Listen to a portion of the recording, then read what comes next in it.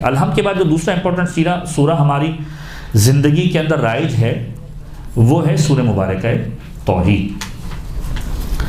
اب یہاں پر معصوم کی روایت کا جملہ ملتا ہے کہ جو شخص روز قیامت پر یقین رکھتا ہے، پروردگار عالم پر ایمان رکھتا ہے، سورہ مبارکہ توحید پڑھنے کو فراموش نہ کرے۔ پھر فرمایا جو اس کی تلاوت کرتا ہے پروردگار عالم اسے خیر دنیا اور خیر آخرت عطا کرتا ہے۔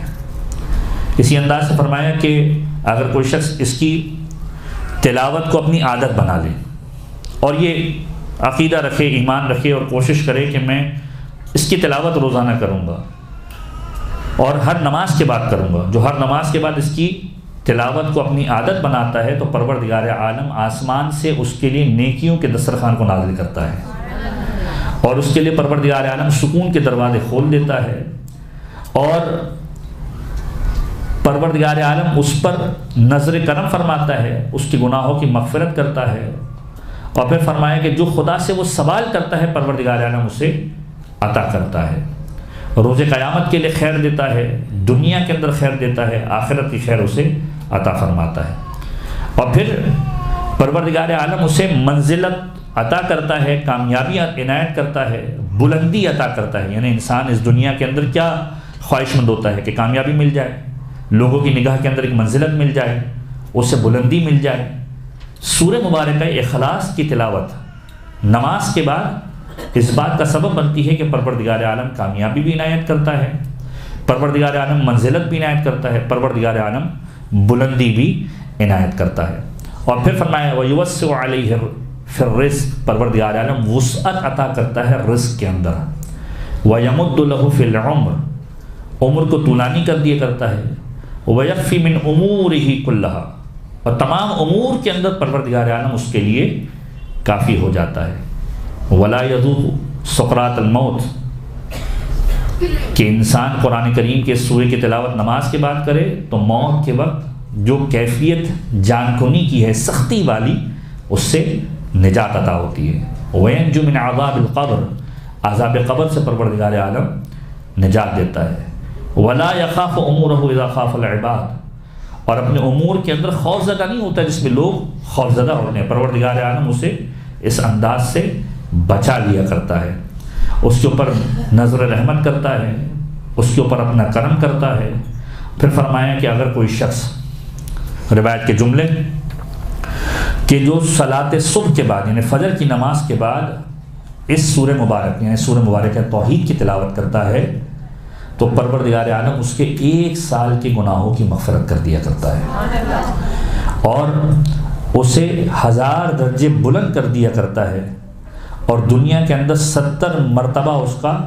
اکرام کرتا ہے کہ 70 درجے اس کو بلند کر دیتا ہے، اس کے رزق میں 70 گنا وسعت دے دیا کرتا ہے۔ یہاں تک کہ جملے ملتے ہیں کہ اگر کوئی شخص نماز صبح کے بعد اس کی تلاوت کرے تو پروردگار عالم اس کے 100 سال کے گناہوں کی مغفرت کر دیتا ہے۔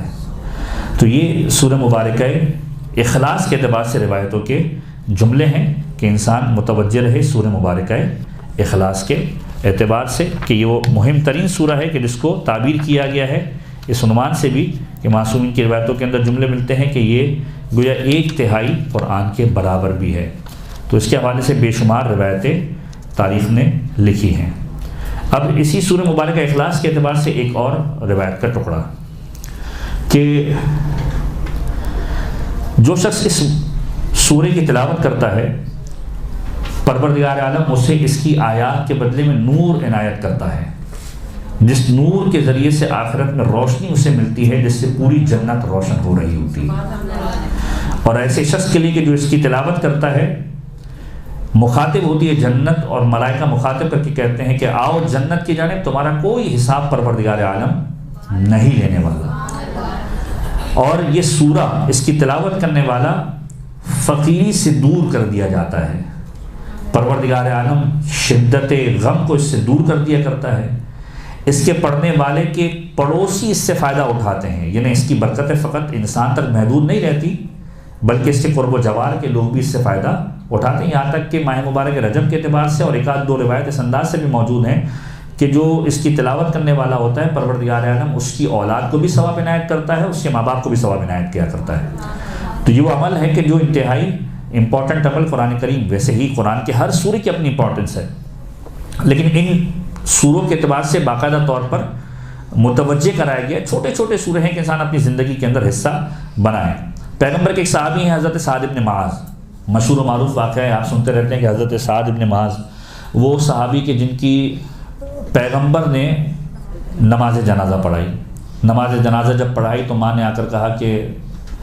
میرا بیٹا جو ہنی اللہ کا یا سعد، مبارک تجھے سعد کے پیغمبر نے تیری نماز جنازہ کو قائم کیا۔ نماز مکمل ہو گئی، قبر میں اتارا گیا، پیغمبر اترے، پیغمبر نے حضرت سعد کو قبر کے اندر اتارا، ماں اور خوش ہوئی، قبر کی مٹی برابر ہوئی۔ اب دوسروں سے کہتی ہے کہ میرا بیٹا کتنا خوش نصیب ہے کہ میرے بیٹے کو پیغمبر نے نماز جنازہ پڑھائی، اور میرا بیٹا وہ ہے کہ جس کو پیغمبر نے قبر میں اتارا۔ اس موقع پر پیغمبر نے مخاطب ہو کر کہا کہ اے سعد کی ماں، اس وقت سعد فشار قبر سے دو چار ہے۔ کیوں کر؟ اس لیے کہ سعد اپنے گھر والوں کے ساتھ رویے کو اچھا نہیں رکھتا تھا۔ لیکن اس سے پہلے پیغمبر نے حضرت سعد کے بارے میں جملہ کہا کہ یہ وہ سعد ہے، جب نماز جنازہ کا ہوئی پیغمبر نے متوجہ کر کے کہا کہ آج کی نماز جنازہ کے اندر 70,000 ملائکہ نے آ کر شرکت کی ہے۔ ملائکہ ہزاروں کی تعداد کے اندر آ رہے تھے اور شریک ہو رہے تھے۔ کسی نے سوال کیا کہ یا رسول اللہ، وہ کون سا عمل تھا کہ جس نے سعد کو اس قابل بنایا، یا وہ کون سا عمل تھا کہ جس کی وجہ سے سعد کی اتنی اہمیت ہو گئی کہ ملائکہ اس کے جنازے کے اندر شامل ہوئے؟ تو پیغمبر نے مخاطب ہو کے کہا کہ سعد اٹھتے ہوئے، بیٹھتے ہوئے، چلتے ہوئے، سوتے ہوئے ہر مقام پر ایک ورد کیا کرتا تھا، اور وہ تھا سورہ مبارکہ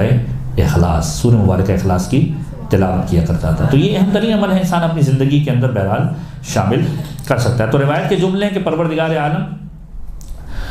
اس کی آیتوں کے بدلے میں روز قیامت اس کو ایسا نور عطا فرمائے گا کہ جس سے پوری جنت روشن ہو جائے گی، بغیر حساب کے جنت میں داخل کیا جائے گا، فقر کو اس سے دور کر دیا جائے گا، پڑوسی اس سے فائدہ اٹھائیں گے، نفاق کو اس سے دور کر دے گا۔ سورہ مبارکہ اخلاص نفاق کو اس سے دور کر دے گا، اور اپنی رحمت پروردگار عالم اس کے لیے عطا کرے گا، شیطان سے اسے دور کر دے گا، شیطان سے اسے بچا لے گا، وَحَرَّمَهُ عَلَى النَّارِ، اور اس پر آتش جہنم کو حرام کر دے گا۔ اور یہ سورہ عذاب قبر سے نجات دلانے کا باعث ہے۔ فرمایا کہ اگر کوئی شخص اس کی تلاوت کرے تو کبھی بھی فقیری کے اندر مبتلا نہیں ہوگا۔ پھر فرمایا کہ پروردگار عالم کی بارگاہ میں ایسے شخص کا جو اس کی تلاوت کرتا ہے، اس کا ثواب یہ ہے جو ایک مرتبہ تلاوت کرتا ہے، پروردگار عالم اس سورے کو اس کے لیے مبارک کر دیا کرتا ہے، اس کی برکتیں اس کو عنایت کیا کرتا ہے، اور اس کے ایک ایک حرف کے بدلے میں پروردگار عالم اس کے لیے جنت میں حوران جنت پیدا کرتا ہے اور اسے عطا کرتا ہے۔ پھر فرمایا اگر کوئی شخص اس کو 2 مرتبہ تلاوت کرے تو پروردگار عالم اس کے لیے بھی بابرکت بناتا ہے، اس کے گھر والوں کے لیے بھی بابرکت بنا دیا کرتا ہے۔ اور پھر یہ جملہ جو عجیب جملہ ہے روایت کا، عجیب اس عنوان سے کہ پروردگار عالم کی رحمت کو آپ ملاحظہ کریں کہ پروردگار عالم کس انداز سے عنایت کرتا ہے۔ یہ روایتوں کے جملے یا تو حج بیت اللہ کے اعتبار سے ملتے ہیں یا امام حسین کی زیارت کے بارے میں ملتے ہیں کہ غفر اللہ ما تقدم من ذنبہ وما تأخر، کہ پروردگار عالم گزشتہ گناہوں کی بھی معافی کر دیا کرتا ہے اور بعد کے گناہوں کو بھی معاف کر دیا کرتا ہے۔ اب اس کا مطلب کیا ہے کہ کیا انسان کو لائسنس مل گیا؟ بعض اوقات اس کو مس انٹرپریٹ کیا جاتا ہے روایتوں کو پڑھتے ہوئے کہ گزشتہ گناہوں کی مغفرت، سمجھ میں آتا ہے کہ انسان نے گزشتہ زندگی کے اندر گناہوں کو انجام دیے، پڑھنے کے بعد یا زیارت کے بعد یا حج کے بعد گزشتہ گناہ معاف ہو گئے، یقین کامل ہے انشاءاللہ ہوتے ہیں۔ امام حسین کی زیارت کا ایک سبب ہے کہ پروردگار عالم گناہوں کو معاف کر دیا کرتا ہے۔ ما تقدم من ذنبہ وما تأخر، اور جو بعد کے گناہ ہیں انہیں بھی معاف کر دیا کرتا ہے۔ کچھ لوگ اس طرح انٹرپریٹ کرتے ہیں کہ اب گویا لائسنس مل گیا امام حسین کے ظاہر بننے کے بعد، نعوذ باللہ من ذالک، اب انسان کو لائسنس ٹو کل مل گیا کہ کوئی بھی کام انجام دے، ہم تو امام حسین کے ظاہر ہیں۔ یا مثلا فرض کیجئے ہم تو حاجی ہیں، حاجی کا بورڈ ساتھ میں لگا دیا جاتا ہے، پھر دنیا بھر کے سارے کام جو ہے وہ کیے جاتے ہیں، یہاں تک کہ سود بھی کھایا جا رہا ہوتا ہے لیکن حاجی کا نام ہوتا ہے، یہاں تک کہ گناہ بھی کیا جا رہا ہوتا ہے، حاجی کا کام ہوتا ہے کہ فلاں حاجی، کہ حج کرنے کے بعد ایسا نہیں کہ خدا نخواستہ سارے کے سارے اگلے گناہ۔ اس کا مطلب کیا ہے کہ گزشتہ گناہ معاف ہو گئے، اگلے گناہ معاف ہو گئے۔ اگلے گناہ معاف ہو گئے کا مطلب کیا ہے کہ خداوند متعال توفیق دیتا ہے کہ گناہ کو انجام نہ دے۔ انسان کو یہ توفیق کا حاصل ہونا یہ بھی ایک بہت بڑی نعمت ہے۔ آپ دعاؤں کے اندر پڑھتے ہیں، تعقیبات کے اندر اس انداز سے جو آپ دعاؤں کی تلاوت کرتے ہیں کہ اللہم ارزقنا توفیق الطاعہ و بعد المعصیہ، کہ پروردگار اطاعت کی توفیق عطا فرما اور معصیت سے دوری عنایت فرما۔ اگر یہ توفیق شامل حال نہ رہی تو انسان پھر دوبارہ اسی دلدل کے اندر چلا جاتا ہے جو گناہوں کا دلدل ہے۔ تو خود انسان کو اس بارے میں بھی دعا کرنی چاہیے کہ پروردگار عالم جو توفیق اسے عطا ہوئی ہے اسے قائم و دائم رکھے اور یہ توفیق اسے حاصل ہوتی رہے۔ اس کی مثال ہم یوں سمجھ سکتے ہیں، آپ اکثر و بیشتر زیارتوں کے سفر پہ جاتے ہیں، اپنی زندگی کے اندر مختلف نیکیوں کے کام انجام دیتے ہیں۔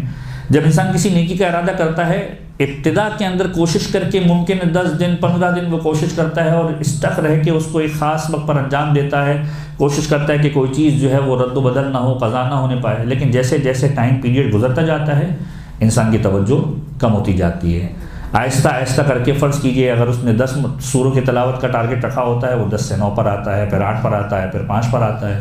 کچھ لوگ وائس ورثہ بھی چلتے ہیں جو پروردگار عالم کی بارگاہ سے توفیق کو طلب کرتے ہیں، 10 سے 15 پر چلے جاتے ہیں۔ تو یہ توفیق پروردگار عالم سے بار بار مانگنی چاہتے ہیں کہ اللہم ارزقنا توفیق عطا ہے، پروردگار اطاعت کی توفیق عطا فرما، کہ اگر یہ توفیق سلب ہو گئی تو پھر انسان کچھ کام کرنے کے قابل نہیں رہے گا، وہ جتنی نعمتوں سے ملنے والی ہے اس کی طرف متوجہ نہیں ہوگا۔ تو معصوم کا جملہ کہ اگر کوئی شخص کی 2 مرتبہ تلاوت کرے تو پروردگار عالم اس کے اہل کے لیے اور ان کے گھر والوں کے لیے، خود کے لیے بھی بابرکت بنا دے گا، اس کی گزشتہ گناہوں کی مغفرت فرمائے گا، اس کے ماں بعد گناہوں کی بھی مغفرت فرمائے گا، اور وہ گویا ایسا ہوگا کہ جس نے 20,000 غلاموں کو اولاد اسماعیل میں سے آزاد کیا، جس نے 700 مرتبہ حج کو انجام دیا، اور اگر جس دن یہ تلاوت کرے اس دن یا اس رات یہ مر جائے تو پروردگار عالم اس کی موت کو شہادت کی موت قرار دے گا۔ یہاں تک کہ جملہ ہے کہ جو شخص اس کی 3 مرتبہ تلاوت کرے پروردگار عالم اس کے لیے بھی باعث برکت بنائے گا، اس کے گھر والوں کے لیے بھی باعث برکت بنائے گا، اور اس کے پڑوسیوں کے لیے بھی اس کو باعث برکت بنائے گا۔ اور پھر پروردگار عالم گویا ایسا اس کو ثواب دے گا کہ اس نے تمام انبیاء کی کتابوں کو تلاوت کیا، یعنی جتنی بھی کتابیں قبل انبیاء پر آئی اس نے ان کو تلاوت کیا۔ پروردگار عالم اسے دن اور رات کے نماز گزاروں میں سے، روزے داروں میں سے قرار دے گا، اور جو شخص اس کی 12 مرتبہ تلاوت کرے گا پروردگار عالم جنت کے اندر اس کے لیے 12 محل کو تعمیر کرے گا، اور جب یہ وہاں پہنچے گا تو پروردگار عالم اس سے مخاطب کر کے کہے گا کہ یہ تیرے ہی ہیں، جس میں چاہے تو داخل ہو جا، جس کو چاہے تو دیکھ لے۔ پھر فرمایا جو شخص اس کی 100 مرتبہ تلاوت کرے گا پروردگار عالم اس کے 25 سال کے گناہوں کی مغفرت کرے گا، مگر یہ کہ اگر کوئی خون یا کسی کا مال اس نے کھایا ہوا ہے، خون کسی کا کیا ہوا ہے، تو یہ گناہ اس کا معاف نہیں ہوگا۔ اس کے علاوہ جتنے گناہ ہیں ان تمام گناہوں میں سے 25 سال کے گناہوں کو پروردگار عالم معاف کر دے گا۔ یہاں تک روایت کا جملہ ملتا ہے کہ جو شخص 100 مرتبہ سورہ مبارکہ اخلاص کی تلاوت کرے گا اس وقت تک دنیا سے نہیں اٹھے گا، یعنی اس وقت تک اسے موت نہیں آئے گی کہ جب تک یہ آخرت کے اندر اپنے گھر کو یا اپنی منزل کو درک نہ کر لے یا محسوس نہ کر لے۔ تو پروردگار عالم اس انداز سے ثواب عنایت کرتا ہے سورہ مبارکہ اخلاص کی تلاوت کرنے والے کے لیے۔ پھر یہاں سے ایک اور جملہ ملتا ہے کہ پروردگار عالم ایسے شخص کے لیے کہ جو 100 مرتبہ سورہ مبارکہ اخلاص کی تلاوت کرتا ہے لکھ دیا کرتا ہے عذاب جہنم سے آزادی کا پروانہ۔ جو 400 مرتبہ اس کی تلاوت کرتا ہے پروردگار عالم اس کے 400 سال کے گناہوں کا کفارہ اس کو بنا دیا کرتا ہے۔ روایتوں کے اندر بے شمار اس طرح کی روایتیں موجود ہیں، اور ائمہ طاہرین کے جملوں کے اندر بے شمار مدح سرائی اس کی ملی ہے، اور اس انداز سے بھی اس کو تعبیر کیا گیا کہ اس کی مثال قرآن کے اندر 1/3 قرآن کے برابر ہے، گویا جس نے 1 مرتبہ اس کی تلاوت کی اس نے 1/3 1/3 قرآن کو ختم کیا، جس نے 2 مرتبہ اس کی تلاوت کی گویا اس نے 2/3 قرآن کو ختم کیا، اور جس نے 3 مرتبہ اس کی تلاوت کی اس نے گویا پورے قرآن کو ختم کیا۔ اور اسی انداز سے ایک تعبیر امیر کائنات کے اعتبار سے بھی ہے کہ جس نے علی کی محبت کو دل کے اندر رکھا گویا اس نے 1/3 ایمان مکمل کیا، جس نے زبان سے اس کا اقرار کیا اس نے 2/3 ایمان مکمل کیا، اور جس نے ایمان رکھتے ہوئے اعضاء و جوارح سے علی بن ابی طالب کی محبت کی گواہی دی گویا اس نے پورے ایمان کو مکمل کیا۔ ایک مرتبہ درود پڑھی محمد والے محمد۔